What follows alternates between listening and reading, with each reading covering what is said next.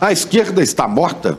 Bom, é o que pensa o nosso entrevistado de hoje, Vladimir Safatli. Falar que a esquerda morreu significa ter um ciclo histórico. Filósofo, professor da USP, Universidade de São Paulo, ele também é escritor, psicanalista, músico e ativista político. Estudou ainda publicidade, um pensador crítico e provocador. Ele acredita que a esquerda não dá mais as respostas para as crises políticas, sociais e ambientais.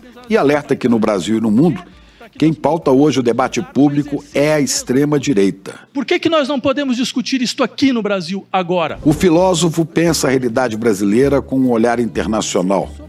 Ele nasceu no Chile em 1973, ano do golpe militar de Pinochet, que derrubou o presidente Salvador Allende, e veio para o Brasil com poucos meses de idade. Já pesquisou e deu aulas nos Estados Unidos, na França e na África do Sul. Filiado ao Partido Socialismo e Liberdade, o PSOL, é suplente de deputado federal. Acredita que o caminho para as esquerdas é retomar bandeiras históricas, como as da soberania popular e da igualdade, e defender mudanças radicais na sociedade.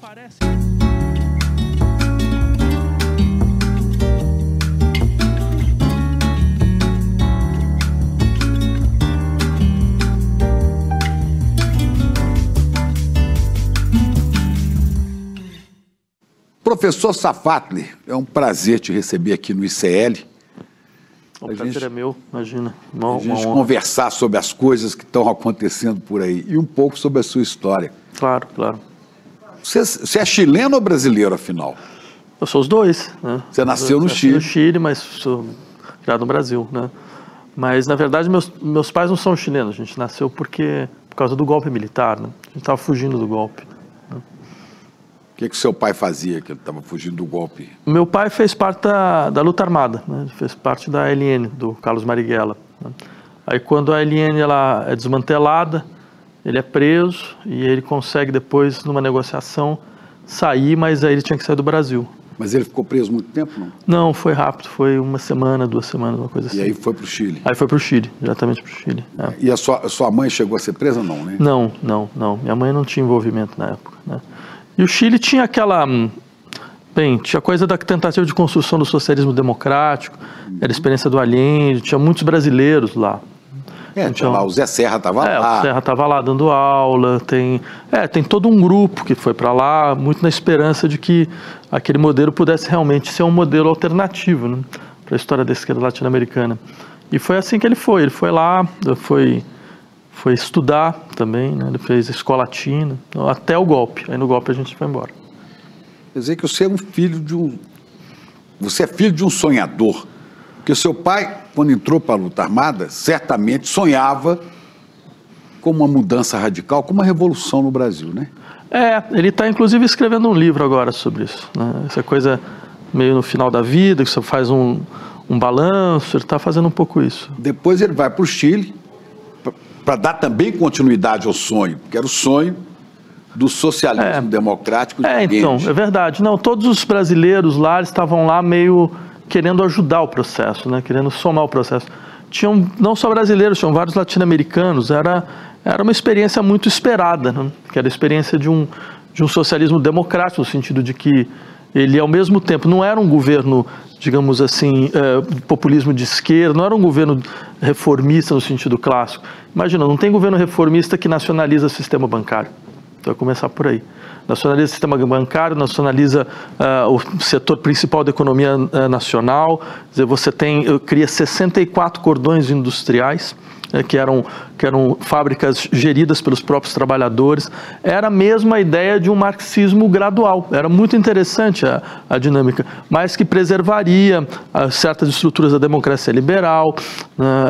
Era uma espécie de terceira via, como se dizia à época, né? Eu mesmo quis recuperar um pouco disso. Eu editei um livro com os discursos do Allende, que saiu faz uns 2, 3 anos, por uma coleção que eu dirijo na editora Ubu, que chama Coleção Explosante, que chama Revolução Desarmada, né? Bem, desculpa fazer um merchandising aqui. Não, é ótimo, eu já vou procurar. Tá. Eu já vou procurar Revolução Desarmada. São vários discursos dele. São vários discursos. A gente ele era muito impressionante, né? Clareza do raciocínio. Não, eu acho uma experiência política bastante singular e muito e muito inspiradora, na verdade, independente do resultado, né, mas eu diria que esses resultados nunca terminam no momento em que... Nunca terminam dessa forma, ou seja, por exemplo, quando começou a ter o estalido social no Chile, em 2019, você começou a ouvir as pessoas na rua cantando as músicas da época e levantando cartazes do Allende. Ou seja, tem esse processo, essa ideia de um processo histórico que ele é recuperado por gerações posteriores, porque você fica com uma espécie de ato deferido, sabe? É um ato que deveria ter sido realizado, não se realiza. Então ele fica em suspenso. E para que outras gerações recuperem esse processo e vão a todo momento rearticulando, né? Embora sejam experiências completamente diferentes, né? Mas sim, você tem na Argentina, por exemplo, essa memória do peronismo. Não, essa é uma questão interessante, quer dizer, o que significa o tempo histórico, efetivamente? O quanto a política depende de um tempo histórico que não é só o tempo do instante, mas é a capacidade de você contrair vários outros tempos, como se você estivesse rearticulando, reencenando as lutas mais uma vez. E quão importante é isso, essa ideia de você conseguir reencenar as lutas do passado como elemento de coesão do presente, de você consegue dar força para as pessoas que estão, os sujeitos políticos que estão emergindo no presente, né? Pois é, mas eu recupero isso. O seu pai, certamente, você me disse antes de começar aqui que ele veio de Goiás, né? Certamente, quando integrou o grupo de Marighella, da luta armada, ele fez isso pelo sonho, pela crença dele de que era possível construir uma sociedade diferente. E assim, a luta armada brasileira, ela tem umas especificidades muito interessantes, na verdade. A primeira delas é que ela é uma luta armada quase que por subtração. Você pensa o que é a figura do Marighella? Marighella não é uma espécie de revolucionário profissional. Ele era alguém que estava completamente integrado à estrutura institucional normal do sistema brasileiro. Ele foi deputado, né? Ele foi deputado pelo Partido Comunista. Se formou em engenharia. Formou em engenharia, Então ele passou escrevia poemas. Exatamente. E passou todos os anos 50 e 60 dentro de um trabalho de mobilização de base do Partido Comunista Brasileiro, mas num horizonte, que era o horizonte de conciliação com setores progressistas da burguesia nacional. Era uma espécie de luta gradual, lenta e gradual, né?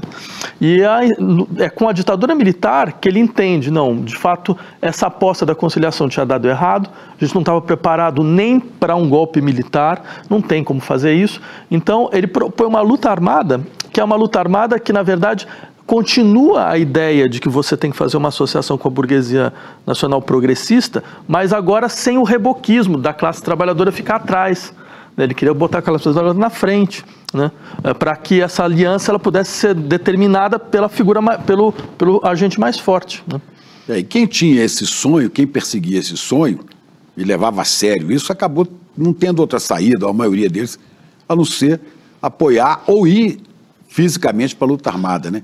Quem falou isso aqui comigo numa entrevista aqui foi o Genuíno. Olha só. Né? Tem, quem quiser, se você quiser assistir, depois está lá, Chupira, entrevista Genuíno, aqui no canal do ICL. Né? O Genuíno dizendo assim, eu só tinha duas opções, ou eu ia para a luta armada ou eu morria. E eu lembraria o seguinte, a ideia do direito ao tiranicídio, de que é possível assassinar o tirano, é uma ideia liberal. John Locke é quem elabora isso de maneira mais sistemática no seu segundo tratado do governo. Então. E eu acho bom lembrar isso, porque, ou seja, é um pai do liberalismo clássico, né, que vai dizer que é possível matar o tirano, você tem o direito disso, porque contra um Estado ilegal, toda ação é uma ação legal, né? E acho importante lembrar disso hoje, acho importante lembrar disso nesse momento histórico, para a gente rever todas essas figuras voltando ao horizonte da nossa política, certo? E continuamente, certo? Lembrar que, não, esses atos foram completamente legítimos. Imagina uma sociedade que vê uma ditadura em silêncio, completamente em silêncio, sem nenhuma resistência armada, né? O que seria da sociedade brasileira? O que dizia o Genuíno era isso, eu não ia desistir da luta, porque o meu sonho é que me movia, né? Então, ou eu partia para a luta armada, eu ia morrer, porque eu já não tinha mais para onde ir. Ele foi. Araguaia. Que também foi um outro foco absolutamente central dentro dessa história, né? Mas o seu pai vinha de quê? De sindicato? Não, era movimento estudantil. Movimento estudantil. Ele fazia faculdade? Fazia economia aqui na PUC. Ah, mas ele não estava em Goiás, estava em São Não, Paulo. ele estava em São Paulo. Estava em São Paulo. Pois é, então ele foi lá atrás de um sonho, também, aqui o sonho foi frustrado pelos militares, foi para o Chile atrás do sonho do Allende. Deu errado. Deu errado também. E ele voltou para o Brasil. Aí voltamos para o Brasil. Você nasceu lá, ele voltou para o Brasil. Exatamente, voltamos para o Brasil. E aqui ele não foi mais perseguido, ele veio... Não, então, aí ele ajudou, ele fez parte da fundação do Partido dos Trabalhadores, principalmente em Goiás e no Distrito Federal. Né? Ele foi candidato na primeira eleição, em 82, né, no Partido dos Trabalhadores. Eu até lembro, olha que engraçado, eu lembro a quantidade de votos que eles tinham ganho, acho que era o Atos Magno, que era candidato a governador, ganharam 8 mil votos. E ele não foi eleito? Não, ele não foi, imagina, ninguém foi eleito naquela história. É. Eu acho que o PT teve o quê? 8 deputados, depois de 82. Era uma bancada pequena, né? Então, mas ele participou desse processo até o momento que depois tem toda uma história, ele vai e volta para o PT e depois ele acaba se afastando. Pois é, e você nunca se filiou ao PT, né? Nunca me filiei ao PT, nunca me filiei. Por que o PSOL? Então, foi em 2014, foi por causa de 2013. Porque eu tinha visto a Primavera Árabe, eu tinha ido para a Primavera Árabe por causa da Folha de São Paulo, eu tinha conseguido convencê-los. Você escrevia sempre na Folha. Escrevia sempre na Folha, então fui para Tunísia, fui para o Egito. Eu comecei a seguir todas essas insurreições populares. Fui na Islândia. Então, quando deu 2013, eu falei, não, isso eu vi. Tem coisas semelhantes, né? E achava efetivamente que era um momento onde essa insurreição poderia ter uma influência importante dentro da política institucional. E aí o pessoal me procurou, eu ia ser candidato a governador em 2014. E aí eu topei entrar, né? Eu topei entrar para fazer essa passagem. Né? Só que acabou que eu não fui, teve um problema interno no partido. Eu também, por causa do problema, eu acabei recuando. Mas eu fiquei. Eu fiquei porque... por um lado, porque, bem, eu sou sempre o último a sair das coisas. Esse é o primeiro. E segundo, porque, bem... Ninguém diz que tem que sair. Também tem isso. Mas eu também achava que, bem, era importante ter um instrumento partidário para conseguir intervir dentro da política institucional, ajudar. Tinham pessoas muito bravas, no melhor sentido, assim, dentro do partido, que também estavam numa luta muito importante de tentativa de abrir um outro espaço para a esquerda brasileira. Então foi isso um pouco que moveu a ficar. Quer dizer, se você pensar o que é a história do século XXI, eu poderia começar a história do século XXI contando a história das insurreições populares do século XXI. Poderia falar, não, foi um século de insurreições. Minha tese é que assim, o século começa mesmo na Tunísia, quando aquele rapaz taca fogo em si mesmo, né, e começa a Primavera Árabe. Acho que aí começa o século XXI, né? Ou seja, com um ato dramático, uma ação restrita, mas dramática, mas que abre um espaço de reivindicações cada vez mais fortes, né? Eu não quero mais ser oprimido, não quero ser mais humilhado, né? Então, e esse grito ele continua. Só que é claro, esse processo insurrecional ele não conseguiu até agora criar Tem um resultado. Criar um corpo político, no sentido forte do termo. Agora você vê o Chile. O Chile tinha essa proposta interessantíssima da democracia, né, do socialismo democrático, né, mas havia também naquele momento a Guerra Fria. Né, havia interesse dos Estados Unidos de não deixar de jeito nenhum florescer esse tipo de pensamento na América Latina. Tinham passado pela experiência de Cuba, estavam chocados, né? Se esse pessoal começa a tomar Brasil, Argentina, Chile, né? O Henry Hoje, Kissinger foi um dos maiores bandidos da história, da história mundial depois do final da Segunda Guerra. Esse deveria ter sido condenado no Tribunal Penal Internacional e não se transformado em uma espécie de arauto da diplomacia posterior. Para quem quiser ver, sem ter que estudar muito, mas dá uma olhada no panorama do Chile, eu recomendo também um filme muito interessante, chamado Missing, O Desaparecido. Sim, um belíssimo filme. Costa Gavras, sim. Eu entrevistei o Costa Gavras. Foi. Não, o filme é sensacional porque ele te traz, né, a sensação de que você está imerso naquilo. Sim, um belíssimo filme. E ele era um cineasta de belos filmes políticos. Eu acho um grande cineasta mesmo. Ele fez fez outro filme, até que tem uma bandeira do Brasil, não me lembro bem o nome do filme. Não, ele fez filme sobre espirra sangue na bandeira de um torturado, né? Não, ele fez vários filmes sobre a situação chilena, sobre a situação uruguaia, o Z, sobre o golpe militar na Grécia. São belíssimos filmes, belíssimos filmes. Né? Dá para sentir que certamente, né, a situação hoje seria diferente. Se o Allende tivesse, né, emergido hoje, surgindo hoje no poder, você não teria os Estados Unidos agindo com a truculência daquela época, né? Quer dizer, agora sim, com o Trump a gente não sabe o que dá, né? Eu segui o processo chileno desses últimos anos, né? O processo constituinte. Eu fiz mais ou menos a mesma coisa que eu tinha feito na Primavera Árabe. Fui para lá, fiquei um tempo, entrevistei várias pessoas. Mas já com o novo presidente? Então, na posse, eu fiz na posse, eu estava lá na posse, e depois com a Constituição, né? Porque eles tinham essa ideia de uma nova Constituição, que foi... O Chile entrou para a história do mundo, da galáxia, eu acho que o único país no mundo que recusou a Constituição 2 vezes. Né? Porque tinha um plebiscito de saída, né, depois do processo constitucional. E aí a população recusa a Constituição. E aí a Constituição vai para o Congresso, que era conservador, né? Porque tinha a Assembleia Constitucional e o Congresso. E o Congresso também faz um segundo projeto. E a população recusa também. Então eles estão agora numa espécie de vazio jurídico, assim. Vige a Constituição do Pinochet, mas como você teve um plebiscito de recusa da Constituição, então você cria um vazio jurídico muito, muito complicado, né? Cada caso tem que ser estudado de várias maneiras, né? Porque não pode se seguir a Constituição. Então, eu não sei como é que eles estão resolvendo isso agora, né? Porque teve alguns ajustes que eles fizeram, começaram a tentar fazer alguns ajustes graduais e tal. Mas isso mostra uma série de coisas muito interessantes. Esse processo, por mais dramático que ele foi, mostram coisas muito interessantes. Porque o primeiro projeto constituinte chileno era muito impressionante. Muito impressionante. Vários avanços em relação a processos de reconhecimento social, né, direitos de minorias, direitos humanos. Era uma Constituição bastante avançada. Mas aí vem uma coisa interessante, eu fiquei pensando muito o que aconteceu para dar tão errado, assim, porque eu não esperava também que ele fosse recusado, e não recusado desse jeito. Aí eu fui atrás das pesquisas, dos dados, e as pesquisas mostravam uma coisa, que o tema mais sensível era do Estado plurinacional. Né? E se você pensar bem... O que é o Estado plurinacional? Então, aí era uma questão boa. E eu acho que é interessante para pensar alguns problemas mais gerais da esquerda. Eu acho que é um sintoma desses problemas mais gerais. Porque a ideia do Estado plurinacional é mais ou menos a seguinte.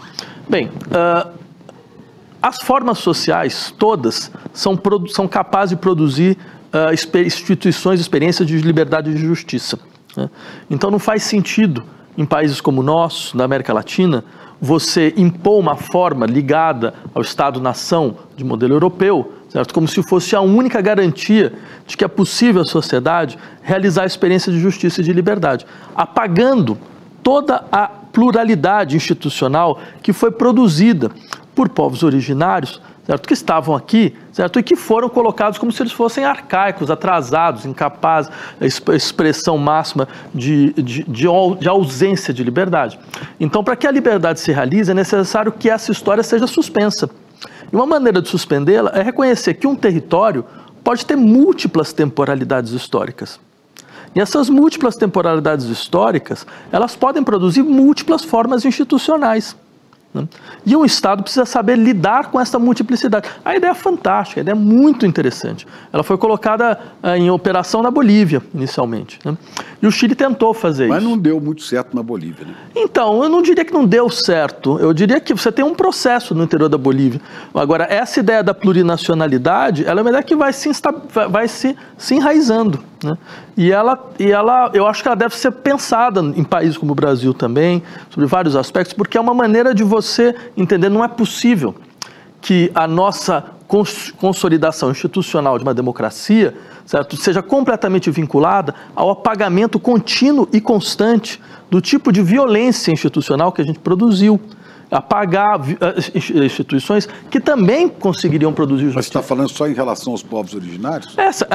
A questão central é com os povos originários, porque eram, digamos assim, as comunidades, os territórios que tinham se organizado institucionalmente. Mas é claro, em um caso como o Brasil, onde você tem também a experiência de experiências quilombolas, tal, quer dizer, tudo isso claro, complexifica a nossa ideia do que significa, digamos assim, julgar em situações de democracia, mas essa é uma complexificação que enriquece o nosso processo, não só o processo institucional, mas também o nosso processo histórico e social. Por que não aproveitar essa mistura e também permitir uma pluralização institucional?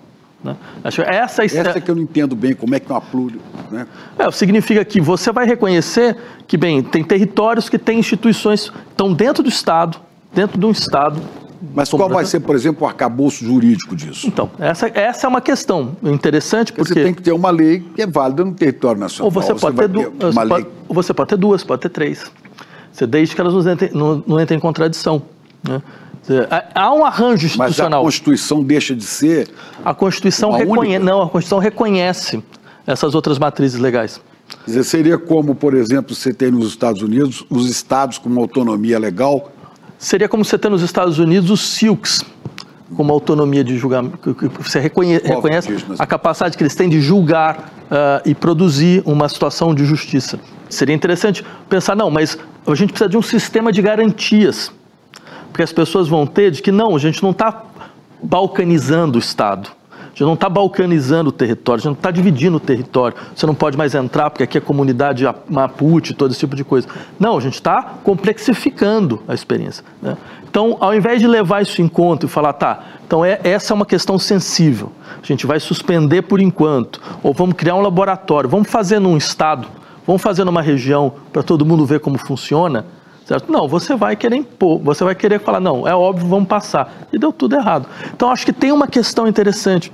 O quanto, dentro dos nossos processos, a gente não precisa ser capaz de ouvir essas angústias sociais e também produzir sistemas de garantias. Pois é, isso é muito difícil de se aplicar hoje, né? E da agora para frente a gente sabe menos ainda, porque não sabemos o que vai acontecer, né, no governo do Norte, do Donald Trump. Não, com certeza. E a rediscussão das forças políticas, né? É uma tarefa que a gente deixa, uma tarefa do nosso presente e do futuro. Pois é, você continua socialista? Sempre. O que é socialismo? A defesa radical da igualdade e da soberania popular. Igualdade e soberania. Igualdade radical e soberania popular. Isso está contemplado no como é que chama? Você falou? Estado plurinacional? No plurinacionalismo? Sim, porque, veja, um dos princípios da igualdade... É interessante, porque você fala, mas nem todo mundo é homogêneo, porque agora nem todo mundo está sob a mesma lei. Né? Fala, sim, mas o princípio fundamental da igualdade é reconhecer, por exemplo, que todas as comunidades e formas sociais têm potência de legislação. Todos têm potência de legislação. E todos são capazes de produzir experiências de justiça. Então, se esse é o caso, então é necessário que você tenha estruturas institucionais que reconheçam essa potência de legislação, que não é só o Congresso, não é só o Parlamento. O Parlamento é uma das figuras. Né? Então, quer dizer, você que antes do Parlamento existia história no país. Né? Existia história, existiu debate, existiu reflexão. Certo? Isso não começou porque os portugueses chegaram até aqui. E o que você faz? Você vai continuar pagando isso o resto da vida? A antiguidade também existiu. Exatamente. Sim, a gente pode falar, mas isso tem uma história que nos vincula. Mas países como o Brasil tem várias histórias, entendeu? Isso é que é a coisa interessante. A gente está vinculado à história que vem desde as cidades-estados gregas, você tem experiências de democracia extremamente interessantes, certo? Que se desenvolvem em tribos ameríndias, quer dizer, você tem trabalhos do Pierre Clastre, por exemplo, na Sociedade contra o Estado, um belíssimo livro sobre... Como é que chama? Pierre Clastre, Sociedade contra o Estado. Pierre Clastre. É um antropólogo francês dos anos 70, que fez trabalhos muito importantes aqui na América Latina, onde ele tentava analisar essa figura da chefia sem poder, que é muito próprio das tribos ameríndias. que são... E depois isso foi se recuperar. Essa história é muito interessante, porque a ideia dele era mais ou menos o seguinte, fala, olha, veja que coisa interessante, existe uma diferença muito grande entre o chefe na época de guerra e na época de paz nessas tribos ameríndias. Na época de guerra, você tem uma coisa mais centralizada, um pouco parecido com o que a gente conhece como Estado. Mas em épocas de paz, você não tem nada assim. O chefe, ele não legisla, ele tem duas funções, dar e receber presentes e fazer discurso.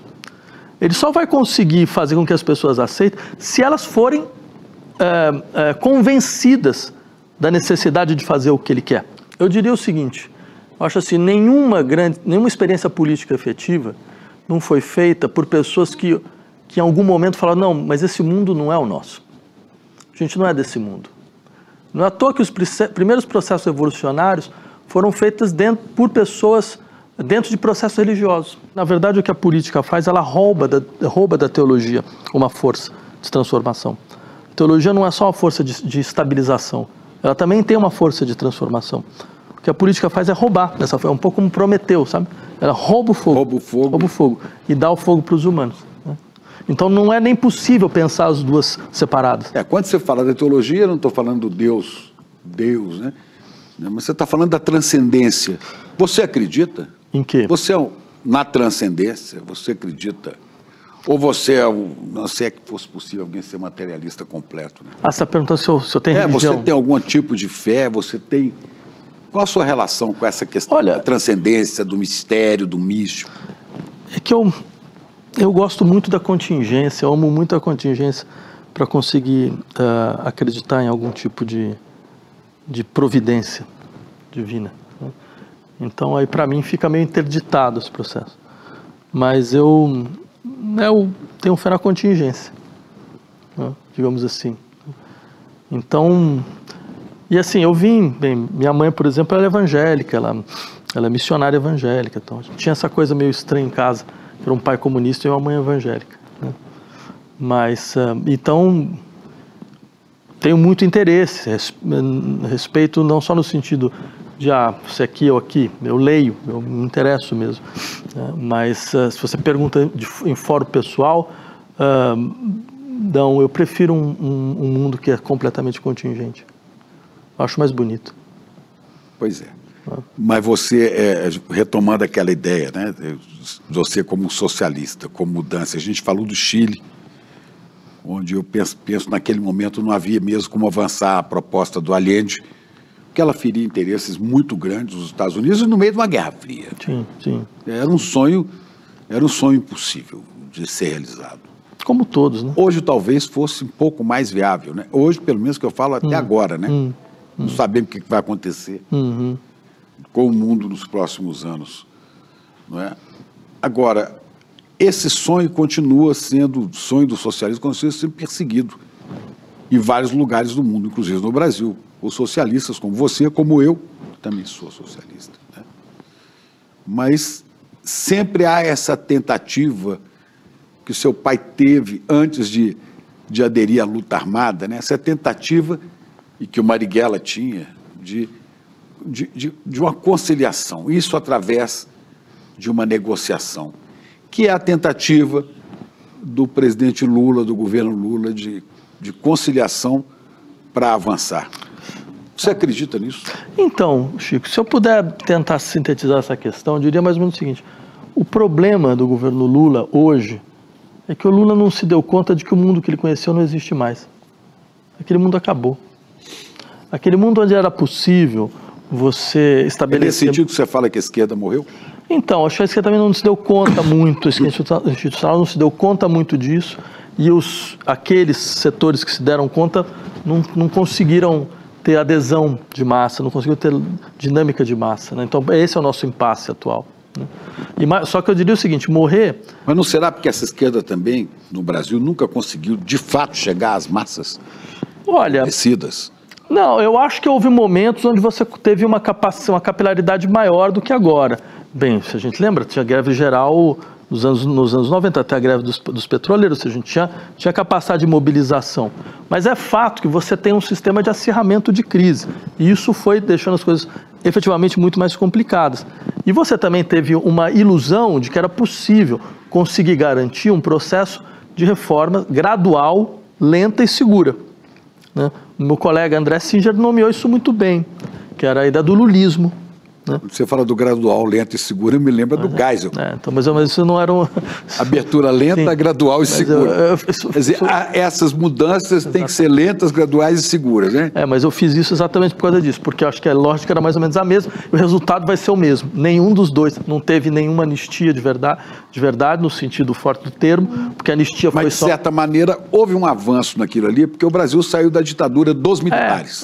Né? Teve. Houve um avanço. Mas aí é muito interessante. Resultado positivo, concreto, a Constituição de 88.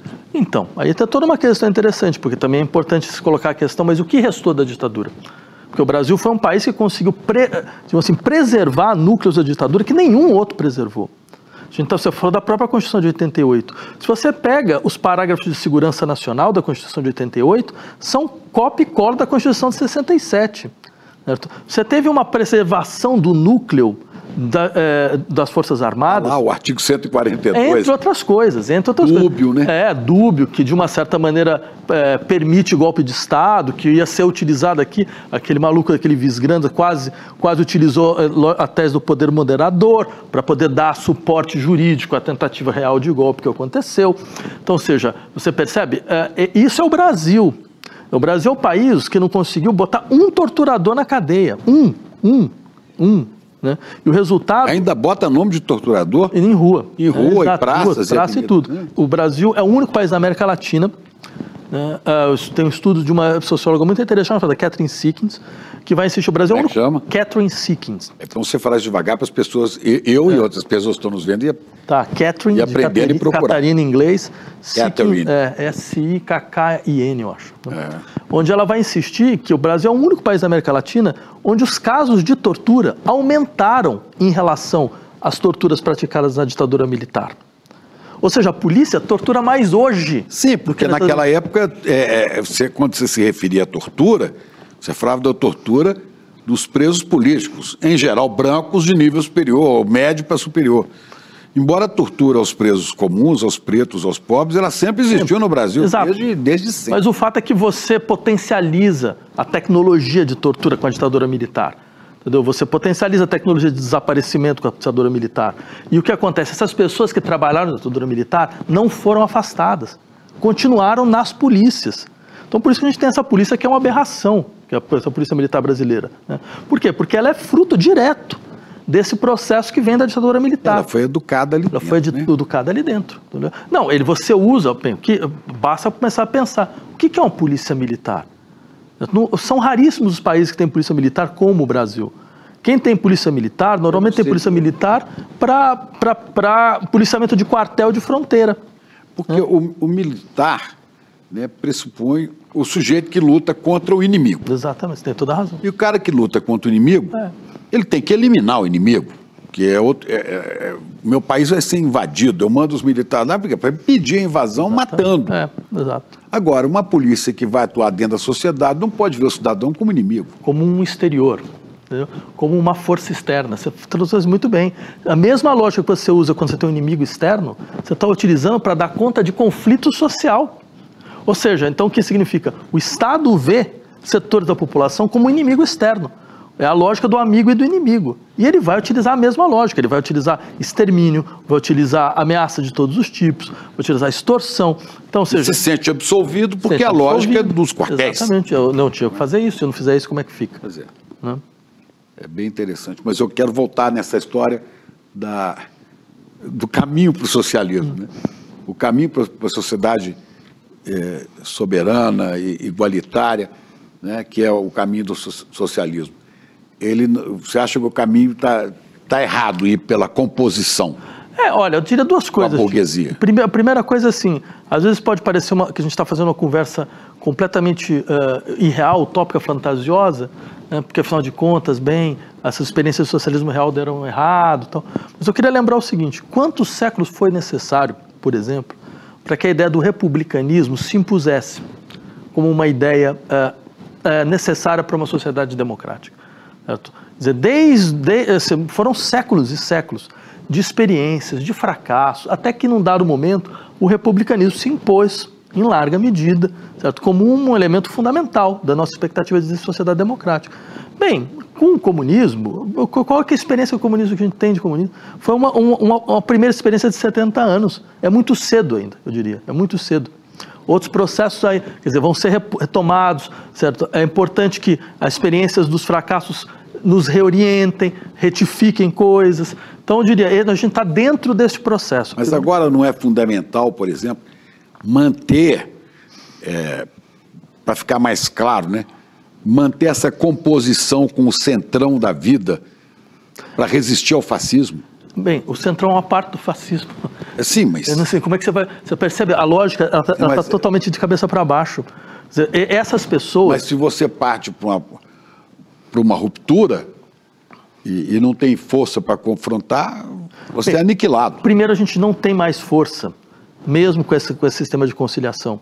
Porque, assim, é óbvio que a gente está dentro de um processo onde você tem um governo amordaçado, nas cordas, que é incapaz de entregar o que prometeu, não conseguiu nem prometer direito, certo? Criando uma frustração social. Como disse o aqui, com duas tornozeleiras.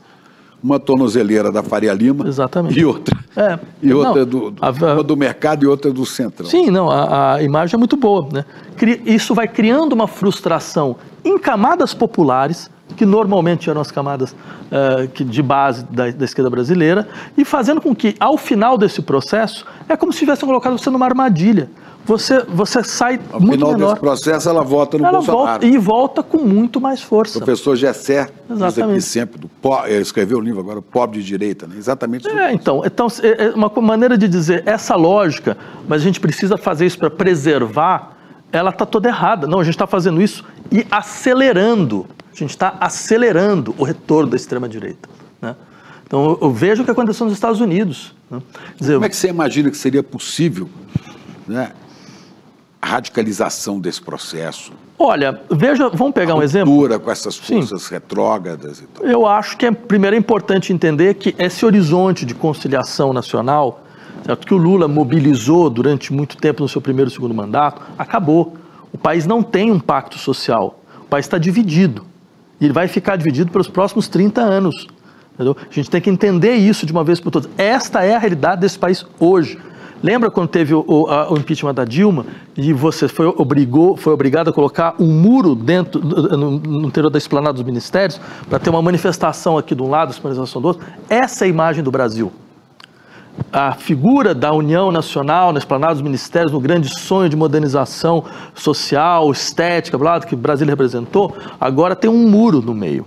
Então não dá para fazer o que é irreal do ponto de vista da configuração da sociedade brasileira. O que parecia possível há 15 anos atrás, hoje é completamente irreal. E a gente está com a cabeça de 15 anos atrás. Esse é que é o problema. Tá, mas como é que a gente faz, já que quando a configuração de força nos é desfavorável? Configuração de força funciona da seguinte maneira. Eu tenho um exemplo que eu acho muito interessante, que foi o que as feministas argentinas fizeram na defesa do aborto. Elas foram... Venceram. Como é que elas venceram? É um dado interessante de estratégia. Elas foram apresentar o projeto primeira vez, né, no Congresso. Recusado. Claro, elas sabem como fazer conta. Não tinha correlação de força. Elas fizeram isso do mesmo jeito. Porque assim elas podiam discutir, negociar, elas podiam entrar, a imprensa seria obrigada a ouvi-las. Porque as feministas fizeram isso, 4 anos depois, elas apresentaram o mesmo projeto, e o projeto passou. O que aconteceu? Quer dizer, Como é que você imagina que o governo Lula... Posso dar um exemplo? Tá. Teve essa discussão da escala 6x1. Né? O que a gente descobriu? Proposta pela Érica Hilton.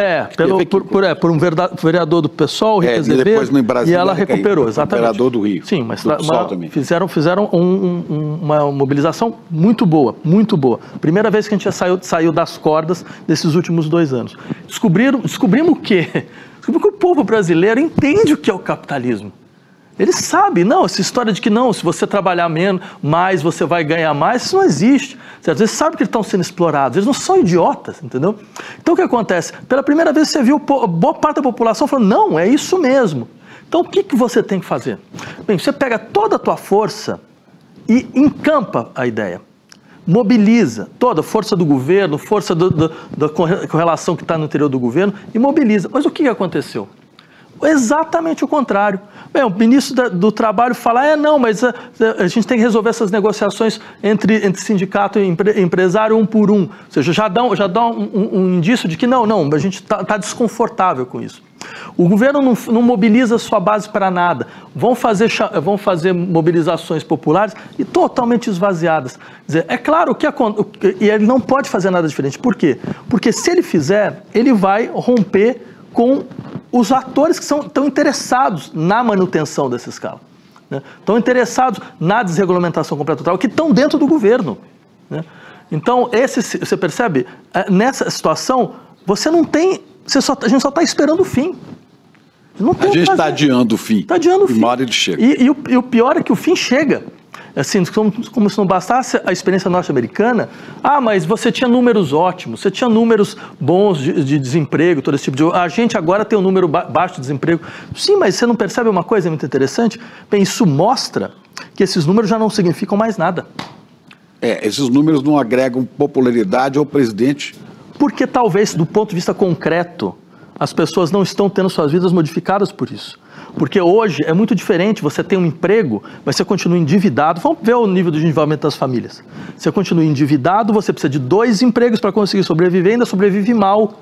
E é o que derrotou o presidente Biden nos Estados Unidos. Porque tinha uma performance de macroeconomia fantástica e tal, e o Trump ganhou. Bem, ótimo. Você tem 3 maneiras de você destruir sua vida. A primeira é no jogo, a segunda fazendo confusão afetiva, a terceira é acreditando em economista.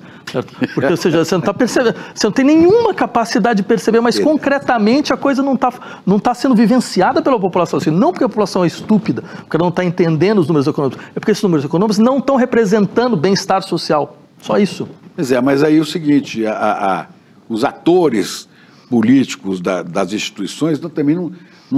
Você mesmo já falou isso, a esquerda não consegue mais dialogar com o povo, não chega mais às bases, né? Porque a gente teve um aumento, você citou sindicatos, né? Você tinha sindicatos, você tinha os estudantes mobilizados, você tinha no caso do Brasil, as SEBs, as comunidades eclesiais de base, que foram destruídas, né? Você tinha vários pontos de capilaridade para chegar com a discussão política. Hoje você não tem mais, hoje é a internet. E internet, o domínio da extrema-direita é terrível. Então, as big techs é que mandam. Tá. Então, Chico, eu diria o seguinte, eu entendo essa questão, mas eu tenho uma leitura um pouco diferente disso aí. Então... Porque você colocou de um jeito que é mais ou menos assim, o problema é que a gente não tem diálogo. É como se a gente a gente não consegue chegar lá, né? Como se a gente não estivesse sabendo se comunicar. Eu acho que tem um problema talvez ainda mais brutal. A gente não tem o que falar. Não é que a gente não está conseguindo falar, a gente não tem o que dizer. Porque não é só uma questão de ter o que dizer, mas dentro dos nossos processos de governo, o que a gente tem para mostrar. Certo? Então, tem que ter mercadoria para entregar. Tem que ter mercadoria para entregar, é mais ou menos isso aí. Tem que ter mercadoria para entregar, a gente não está tendo... Um dia foi Bolsa Família, exato. 6 por 1 é outro. Vamos pegar qual que é a grande bandeira atual. Tiramos o país do fascismo? Isso não é bandeira. Qual que é? O pé de meia? Então... Não, pode ser, mas não consegue avançar muito. Não tem a menor condição. Também pelo seguinte, o governo não tem mais os recursos que tinha, né? Hoje estão na mão... Exato. Estão na mão dos deputados, mas a função, emenda. A função nossa, então, é falar esse país está ingovernável. Ele é ingovernável. E denunciar a corrupção no legislativo. E ninguém vai tentar governar dessa forma. Sempre foi bandeira da esquerda, né? No Brasil. Depois da direita. Não, sempre não, porque também a corrupção sempre foi usada pela direita quando queria golpe. Assim foi com Getúlio, nos anos 50. Sim, o DNI. Assim foi em 64, né? Assim foi... Do próprio governo Juscelino havia muitas... Mas tem outra questão interessante nessa coisa da comunicação, que dá um pouco a impressão... O que aconteceu? A gente também foi colocado numa armadilha, que assim, era a ideia de que não, comunicação agora é por rede social, mobilização política via rede, né? Então olha só, Pablo Marçal, esse pessoal, olha como é que eles se resolvem. Então a gente tem que fazer uma coisa parecida. Eu diria assim, a gente não tem que fazer nada parecido, porque na verdade esses espaços têm dono, têm interesse político, e tem uma gramática própria. sabe? Eles fazem com que sua fala vire uma fala, tem que estar submetida a uma certa ideia de impacto, tem que estar submetida a uma certa ideia de velocidade, tem que estar submetida a uma certa ideia de estereotipia. Isso... Não, e eles têm uma coisa, eles não têm princípios éticos, eles trabalham com fake news, eles trabalham... Né? Não, e eu também diria, mas essa é a subjetividade deles. A gente está copiando a subjetividade deles. A gente está tentando falar como eles. Esse é o problema. Né? A gente olha para eles que vê eles que se dão bem, porque esse é o ambiente natural deles. A Erika Hilton, quando fez aquele discurso e botou nas redes sobre o Pix, você está sendo enganado, e que viralizou com 200 milhões de visualizações, né? Olha, seria um novo caminho? Olha, Chico, eu diria outra coisa assim. Ela e outros deputados estão tentando abrir espaço para discutir, acho que tudo isso é louvável, mas eu insistiria em um outro aspecto, que é, mas você percebe, você cria uma peça que é a cópia da peça da pessoa com quem você está criticando. Isso, você está usando a mesma linguagem. Está reboque do modelo dele. E se tem alguma coisa que a ideia de indústria cultural trouxe, na época da Escola de Frankfurt, o meio, isso não era do Marshall McLuhan, mas a ideia é boa. O meio é a mensagem. Você percebe? Ele impõe uma mensagem, e assim, o meio é uma mensagem política por si próprio. Eu diria isso. O meio traz uma mensagem política. Ele não há nenhum meio neutro. Tanto que quando a gente precisava mobilizar, a gente nunca utilizava esses meios e dava certo. A gente nunca utilizava essas linguagens e dava certo. Por quê? Porque você criava uma ideia de que um conteúdo diferente precisa de um meio diferente, precisa de uma forma diferente de falar. Como dizia o velho Mayakovsky, né? Não tem processo revolucionário sem arte revolucionária, sem forma revolucionária. Né? E quase que, nesse mundo novo, quase não tem. E quase não tem. Não tem arte mais. Né? Então, também é uma outra questão muito interessante. Vamos falar de arte. Antes disso, o seguinte, o seu sentimento em relação ao futuro é positivo? Você diria que você é um otimista? Você acredita que a gente supera isso? Olha, eu nem sei a diferença entre otimismo e pessimismo, para ser franco. Eu gostava muito do Ariano Suassuna, que falava assim, eu não sou nem pessimista nem otimista, eu sou realista e esperançoso. Você é um realista esperançoso? Não, eu não funciono muito assim. Né? Assim, a gente tem uma... Quando você olha os dados que estão aqui na realidade, eles apontam para você... Mas, assim, olha só, tem uma história muito interessante. Eu estava no Chile em 2006, eu acho, alguma coisa assim, né? E eu estava conversando com os amigos, perguntando, vem cá, que vocês acham que tem como acontecer alguma coisa aqui? Aí eles me deram uma explicação completamente precisa, sabe, com gráficos, pizzas, tudo isso, falando, não, olha, com esse neoliberalismo, mudou a cabeça dos adolescentes só querem saber deles mesmos, tal, não tem nenhuma condição. 3 meses depois, 500 mil estudantes na rua. Foi o primeiro, foram os pinguinos, foi o primeiro processo que foi dar depois em tudo, toda essa confusão dos outros. Está falando agora contra o Pinheira, né? Foi antes, ou foi contra o Pinheira, não lembro mais. Mas, bem, o fato que eu acho interessante é que, você percebe, 2 coisas. Primeiro, não confia em intelectual, porque normalmente a gente nunca consegue acertar. Segundo, mas você não está vendo o que isso significa? Intelectual nem economista. Pois é. E o segundo, assim, tudo bem, a gente não está vendo, mas o que isso significa? Isso significa que agora a gente não está vendo. Não significa que não tem nada por baixo que está acontecendo, que pode explodir? Claro que sim. Então, por que toda essa arrogância em relação ao processo histórico? A gente tem que ter um pouco de humildade, sabe? Assim, parecia... Quem previu, sabe, Primavera Árabe? Quem previu 2013? Né? Quem falou que ia acontecer? Não, e quem previu o Lula reeleito pela 3ª vez, depois de uma prisão que você podia olhar e falar, não tem saída. Pois então... ainda mais, mas se bem que com a pandemia, aí dava para... Acho que o grande erro do Bolsonaro foi a gestão da pandemia. Por um lado, graças a Deus, porque se ele tivesse feito uma gestão correta, talvez a gente já nem estava aqui agora. Mas ele pôs o Pazuello para cuidar da saúde aí. Então... Agora, você falou de arte, que é só para completando esse papo nosso aqui. Né? Você é músico, né? Você é filósofo, tá vendo? É filósofo, você é psicanalista, né? Você é ativista político, você é publicitário. Não, publicitário não. Não, mas você fez publicidade. Porque para esconder. E fez peça de publicidade também. Fiz. Então você foi publicitário. Não, mas foi no começo. Mas por que você foi publicitário? Para esconder. Porque quando eu falei para meus pais que eu ia fazer filosofia, meu pai virou para mim e falou, não acredito que você vai fazer um troço tão idiota desse, você vai ter que pagar para você o resto da sua vida. Então ficou uma coisa assim. Você sabe que eu fiz um teste vocacional de filosofia. Ah, é? Pois é. Quando eu fiz, né? E eu fui como seu pai. Eu falei com o psicólogo que me aplicou o teste. Falei assim, mas eu vou fazer o quê? Eu vou morrer de fome, eu vou ter que dar aula. Então, aí eu fui fazer publicidade para esconder que eu estava fazendo filosofia. Ninguém sabia. Eu consegui mentir por 4 anos. Para sua família você fazia publicidade? Fazia publicidade, me escondi por 4 anos. 4 anos? 4 anos, só no final. E fazia filosofia simultaneamente? Fazia publicidade de manhã e fazia filosofia à tarde. Né? Aí, duas faculdades? 2 faculdades. Né? Pegava o Vila Sônia aqui, ia direto da SPM até a USP. Né? E comia... Mas você levava os 2 cursos a sério? Levava os 2 cursos a sério. Porque você terminou o curso de publicidade e chegou a trabalhar. Eu trabalhei... Em agência? Fui estagiário da Macanérics, depois trabalhei em algumas agências menores. Você fez alguma peça assim? Então, teve uma história do Ômega. Teve uma história do Ômega, aquele carro. Ah, sim. Eu estava lendo a Fenomenologia do Espírito na época, né? E aí estava uma discussão, brainstorming e tal. Então, mas vamos botar que teaser. Eu falei, eu estava lendo o Hegel, eu falei, bota o absoluto, não o melhor. Né? E aí pegou, ficou Ômega o absoluto. Né? É psicanalista? Então, praticante? Porque na minha... Tem cliente? Sim, mas eu tenho uma clínica discreta, porque pela vida que eu levo, eu não tenho condição de ter muitos, né? Mas lacaniano? Lacaniano. Eu sou professor da filosofia e da psicologia, né? Dos 2 departamentos. E quando eu fiz filosofia, minha área era o que a gente chama de teoria da ciência, teoria do conhecimento, ciências humanas e clínicas de sofrimento. Está tudo conectado, né? Tem uma conexão. Tem. Psicologia. Tem uma conexão. História. Se você não ciência política, se você não tiver com isso tudo junto, você não entende. Freud tinha essa ideia, né? Ele falava isso sobre análise leiga, que ele falava que você não precisava ser médico para ser psicanalista.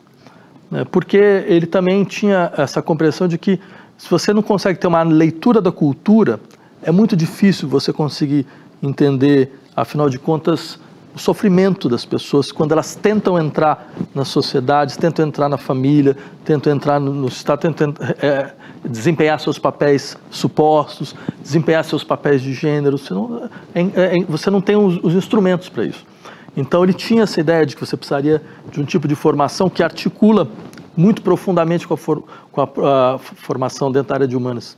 E a música, que você também é um baita pianista, a música vem como fugir dessa discussão toda e entrar na essência? Não, é porque eu tinha essa ideia de fato ser intérprete de piano, né?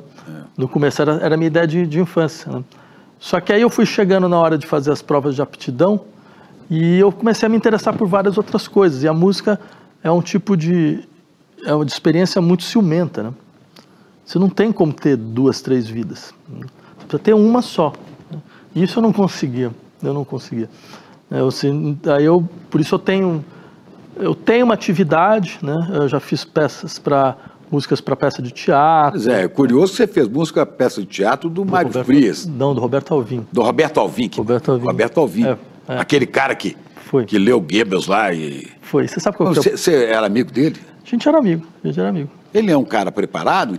Olha, eu não esperava. Você não sabia que ele era fascista? Nem ele, acho que sabia. Esse cara apareceu na televisão como secretário da Cultura. Que era mais ou menos o equivalente ao ministro da Cultura. O Alvim, né? Roberto Alvim. Né?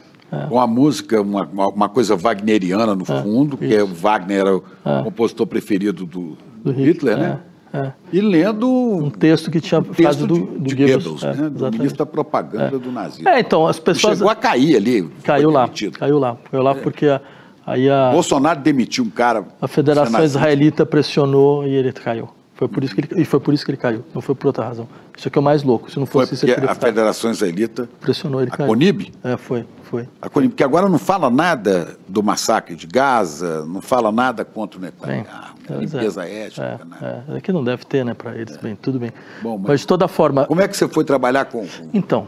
musicar a peça dele? Antes de qualquer coisa, porque já me cobraram isso. Falaram, mas como é que você foi tão incapaz a ponto de falar... já tenho uma frase pronta.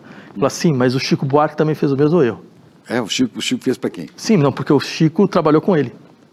Ah, a gente trabalhou junto, Na verdade, eu fiz a Você tá pedindo socorro ao Chico. Não, assim, não fui o... Aí você falou assim, não, mas o Vila Lobos trabalhou com o Getúlio, a ditadura do Estado Novo. Né? Porque, muito bom também. Porque a gente fez o Leite Derramado. Né? E aí eu fiz a parte musical. E era o Alvim fez o Leite Derramado, o livro do Chico? Livro do Chico, E você fez a música? Eu fiz a parte musical. E na música, o que é a música que você gosta mais? Naturalmente, como o seu piano é muito mais de música erudita, né? Música clássica. Mas eu... Quais são os seus preferidos? Essa é uma pergunta complicada. Não. Olha, eu escrevi um livro, talvez uma maneira interessante. Eu escrevi um livro sobre estética musical, né, que é um livro que eu gostei de ter feito, embora seja o livro que eu acho que eu menos vendeu dos que eu fiz, porque tem partitura, tudo. Acho que o pessoal leva um susto. Difícil, tem partitura, né? não deve funcionar. O livro do Otto Maria Carpo também sobre... ele também escrevia, é verdade. Que é muito em cima do Beethoven e do Chopin. Né? Eu quis pegar... Você gosta de Beethoven e Chopin? Eu quis pegar o mais tradicional para mostrar como, na verdade, você tinha uma série de experiências de emancipação formal naquilo que parecia mais audível para todo mundo. E o Bach? Também acho muito. Também não, de tudo, né? Mas, assim, gosto muito de música contemporânea. Ele falou, o Otto Maria Carpo, né? Um crítico literário, musical brasileiro. Né? O Carpo dizia... Um amigo me chamou sempre a atenção para isso. Assim, Beethoven era o intérprete da música divina, né? Citando a Nona Sinfonia e tal. Aí alguém perguntou, mas e Bach? Esse produz a música divina. A diferença é que o interpreta esse que escreve.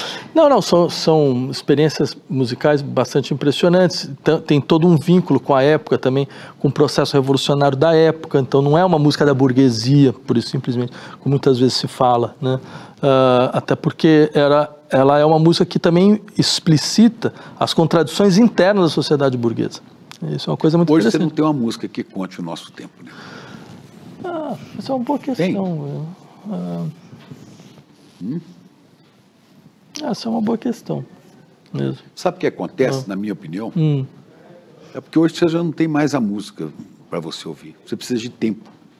E hoje a música, ela vem pelas redes, ela vem pelo Spotify, por essas coisas todas. As pessoas nunca ouvem mais de que 10, 20 segundos. Né? Então, acho que é verdade. Como é que você vai ouvir uma sinfonia de Beethoven ou de Mahler, sabe? Como é que você vai ouvir isso inteiro? Mas isso é interessante, né? Porque significa que é necessária uma outra experiência do tempo para certas experiências musicais, né? Então, quer dizer, é sempre possível isso. E é muito interessante quando acontece isso, quando as pessoas começam a ouvir, porque isso acontece. E elas percebem imediatamente, então, eu preciso de uma outra experiência, é uma outra temporalidade. E o ser humano é um ser que vive múltiplas temporalidades. E o fato de você impor só uma temporalidade arrebenta com a experiência, com a riqueza da experiência sensível, né? E a música tem um pouco isso, ela consegue habitar várias temporalidades distintas. Então, mas a música clássica exige um tempo maior. Tem também o tempo da escuta, que é maior, sim. Né, da realidade, para você se concentrar naquilo. Tem. Que é quase impossível hoje, né? Quase. Estou falando para as pessoas que têm condição de consumir esse tipo de música. Mas acho que existe um desejo. Eu acho que existe um desejo por tudo. Mesmo numa certa elite, mas que não seja música. Um dia eu estava conversando com o Edu Lobo, de quem eu gosto muito. Sim. E o Edu dizia... Sim, um grande compositor. Eu falava, eu adoro Memórias de Marta Saré, que é uma música dele, né? E letra, se não me engano, do Gianfrancesco Guarnieri, né? Ele falou assim, não faria nunca essa música hoje. Por quê? Achei que ela tem 6, 7 minutos. Mas minha filha, por exemplo, tem 25 anos, adora Ponteio dele. Mas eu acho ninguém ouve muito mais. A coisa agora é rápida, tem que dar uma rapidinha. Mas também nunca se ouvia também muito mais. Agora é o refrão, hoje é o refrão, né, que é repetido em vários tipos de composição. Olha, eu diria o seguinte, Chico, a escuta da música é uma coisa rara. Ela é rara, sempre foi rara. E não é uma coisa de elite, né? Porque a elite não sabe escutar. A elite econômica, bem, vamos ver o que a elite econômica ouve mesmo no seu carro. Deus me livre. Vou descer para besteira. Exatamente, isso é elite econômica. Então, assim, não é uma questão de elite. A elite econômica é muito burra, sim, né? A elite econômica, em geral, é muito despreparada. Porque... Música. Porque, bem, a arte, ela exige uma experiência... grife. Sim, em larga medida, sim, é isso mesmo. Porque a experiência da arte é uma experiência de desterritorialização, uma experiência de estranhamento. Então, a questão é o quanto você quer desse estranhamento, entendeu? O quanto ele faz sentido para você. E eu acho que isso não é uma coisa vinculada a nenhuma classe social específica. Tem toda uma discussão, mas eu insistiria nesse aspecto. Ela muda essa sensibilidade, ela muda a experiência. O Adorno tinha essa questão. Por que os nazistas não ouviam Schoenberg, né? Porque o Schoenberg trazia um tipo de ordem, de lógica, que era totalmente estranha à lógica que eles estavam tentando implementar. Schoenberg é um compositor né, do século XX. No começo do século XX, exatamente. Já com uma música completamente diferente daquelas do século XIX, de Beethoven, de Chopin. É isso mesmo, o sistema dodecafônico e tal. Tá bom. É isso, né? Terminamos bem, né? Não, a gente podia falar muita coisa, mas eu preferia que tivesse uma música aqui. Mas não é qualquer uma, não. Eu sei. Eu ia escolher. Tá bom. Maravilha. Bom, agradeço muito. Obrigado, muito bom falar com você. Muito bom falar contigo também. Obrigado, professor. É amanhã o nosso encontro com Marcelo Rubens Paiva e Vera Paiva, filhos de Rubens Paiva e Eunice, para a gente conversar sobre o Crime Sem Castigo. O filme que está emocionando o mundo Ainda Estou Aqui tem como personagens o Marcelo e a Vera, e eles vão contar para a gente amanhã detalhes dessa história, um encontro forte, emocionante e necessário. Vai acontecer amanhã às 8 horas da noite, horário de Brasília. Um abraço e até amanhã.